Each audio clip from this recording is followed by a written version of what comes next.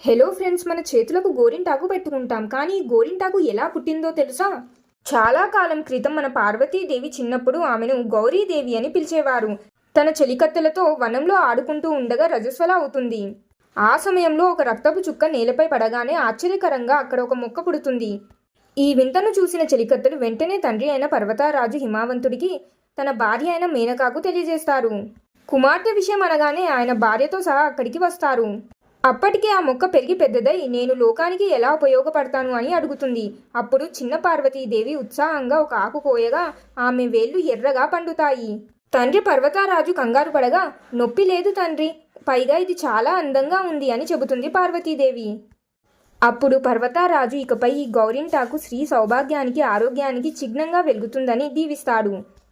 ఈ విధంగా గౌరీ దేవి ద్వారా ఈ చెట్టు పుట్టింది కావున గౌరింటాకుగా తరువాత గోరింటాకుగా ప్రసిద్ధి చెందింది. ఈ కథలో ఇంకొక ఆసక్తికరమైన అంశం కూడా ఉంది. కుంకుమకు తన ప్రాముఖ్యం తగ్గుతుందేమోనని సందేహం వచ్చినప్పుడు గోరింటాకు నుదుటిపై పండదు, కుంకుమ ప్రాధాన్యత కుంకుమకే ఉంటుంది అని పార్వతీదేవి చెప్పిందని కూడా ఈ కథలో భాగంగా చెబుతారు. ఈ విధంగా గోరింటాకు పుట్టింది. ఈ విషయంపై మీ అభిప్రాయం ఏంటి అనేది తప్పకుండా కామెంట్స్లో తెలియజేయండి. వీడియో నచ్చితే లైక్ చేయండి. మీ ఫ్యామిలీ అండ్ ఫ్రెండ్స్ తోటి కూడా ఈ వీడియోని షేర్ చేయండి. ఇంకెన్నో ఇంట్రెస్టింగ్ వీడియోస్ కోసం సబ్స్క్రైబ్.